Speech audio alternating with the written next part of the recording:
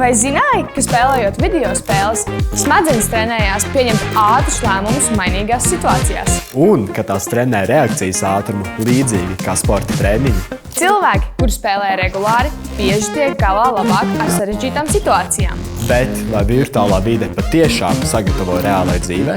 Laiks to noskaidrot! Esiet sveicināti nākamajā līmenī! Mani sauc Marta. Un mani sauc Marks. Iepriekšējā sērijā izdzīvošana mežā uzvarēja Marta. Katrā sērijā mūsu vadītājiem ir viens uzdevums – sacensties divos dažādos līmeņos. Vispirms virtuāli, pēc tam dzīvē. Un kāds tas būs šodienas izaicinājums? Šodienas izaicinājums – mode vai katastrofa. Izaicināsim jūsu stila izjūtu un spēju ātri pieņemt lēmumus. Lūk arī jūsu instrumenti. Wow. Sveicināti atpakaļ! Šodien mēs spēlēsim...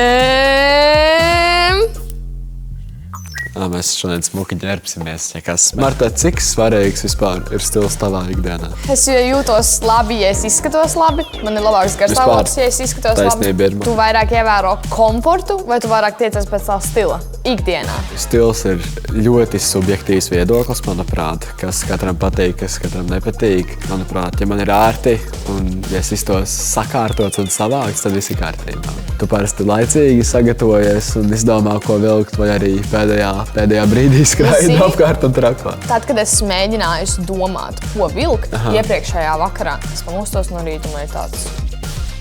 Nē, šis ir galīgi garants. Mums uzdod 5 minūtes, jā, un noteikta tēma.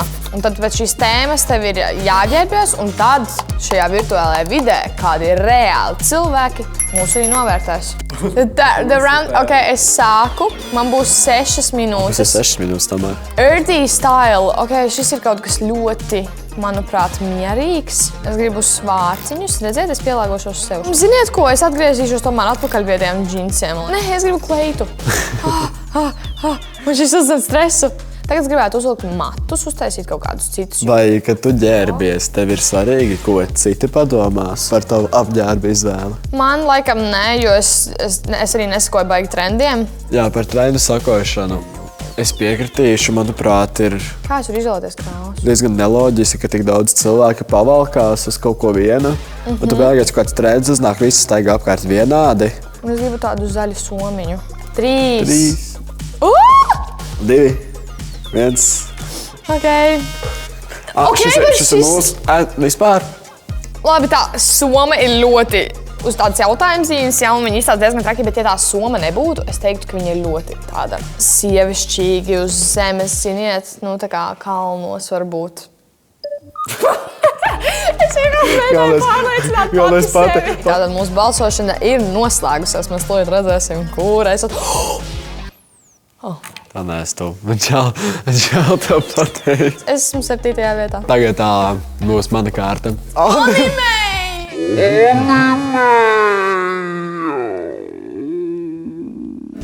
Tu redzi vīziju? Jā, es redzu, bet tie zilie bija tik labi. Es zinu, šitāds. Tev ir svarīgs tavs stils, kā tu ģērbies, ko citi par tevi varbūt padomās, atstāt kaut kādu savu veidu iespaidu?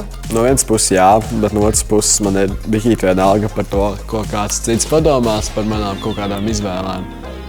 Bet es maloties teiktu, ka man nav svarīgs. Bet mūsdienās ir ļoti liels spiediens, jo, piemēram, ja tu uzvelc kaut ko tādu, kas citiem varbūt tik ļoti nepatīk, tad tu ļoti bieži tiec, piemēram, apsmiests skolās vai vienalga.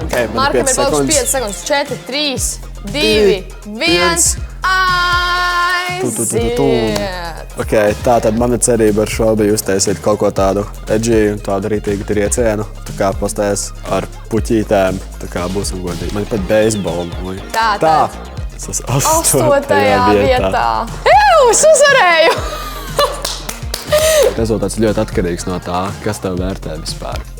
Tā ziņā, ka kāds pastīsies un viņam vienalga, tad tev viens zvaigznīti uzspēdīs un viss. Tas, ko es pirms tam teicu, stils ir ļoti subjektīvs viedoklis. Es sapratu to, ka ļoti atkarīgs ir no tēmas, ko tev iedod, jo pirmkārt tu vari vispār viņu neizprast pats. Nu ko, dodamies uz reālo dzīvi? Es saku pavisam noteikti.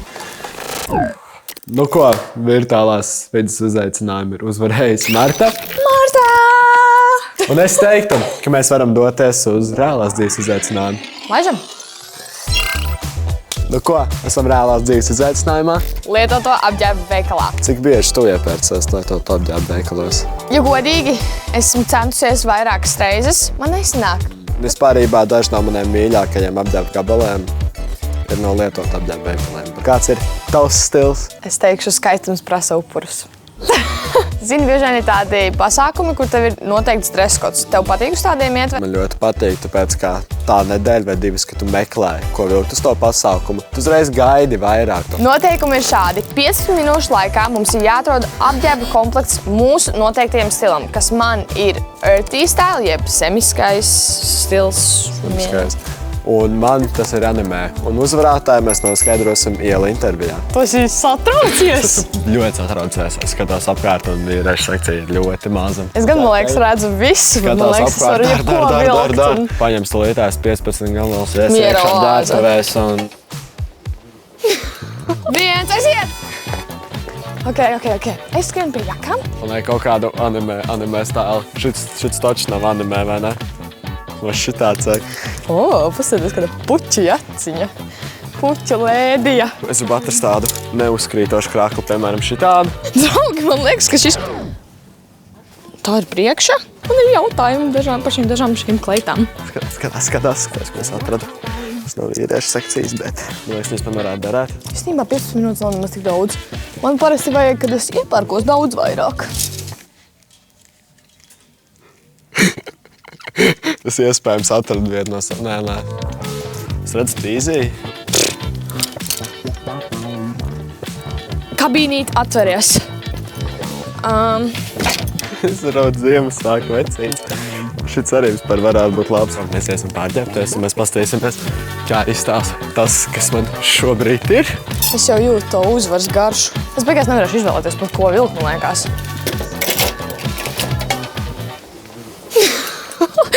Nu tā. Tev ātrs jautājums. Es varu savu jostu likt iekšā?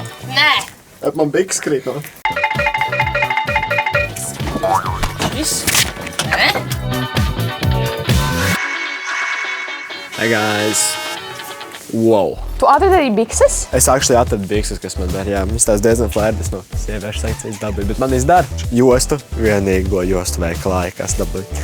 Jaka. Un man ir ļoti skaisti jāciņ tādā smukām pūciņām. Un tā maiciņa arī, vai ne? Un krekliņš arī vispār. Actually ļoti līdzīgi tam, ko es biju izstālojies. Rīgi, zini, kas man tā prasītos? Nu. Zili vai rozā mati. Es izvēlējos zaļu haki krāsas jaciņu. Haki krāsa. Un tādu krāsa, zemisku kleitiņu pļavā. Iedomājieties, ka es skrienu pļavā. Man bija varbūt iespējams labāki varianti tur kabīnītē, bet viņi palika kabīnītē. Dodamies ielās? Es saku, dodamies ielās.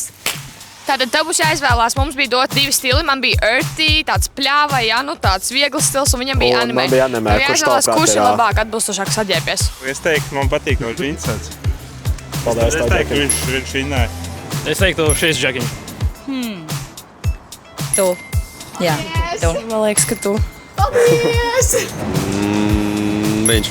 Labāk, vieglāk, manuprāt. Paldies! Es pateikšu, ka tu. Reālās dzīves izaicinājums ir noslēdzies. Šīs epizodes uzvarētāja ir Marta.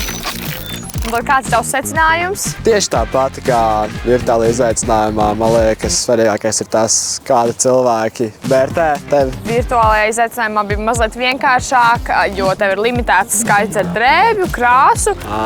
Un tas nav tik liels stress. Un tagad es vienkārši sagrābu visu, ko vien varēju. Ir kabīnītē Un man 15 sākās apģērbu gabaliem. Vairāk, tur bija vairāk, 100%. Vēl viena lieta, starp citu, izrādās, ka īstajā dzīvē tev ir jāstāsta, vai drēbes tev der vispār. Jā. Nu, ja godīgi, man ir ļoti augsti, tāpēc es teiktu, ka mēs varētu doties atpakaļ. Aiziet. Paldies, ka skatījies visu šīs sērijas.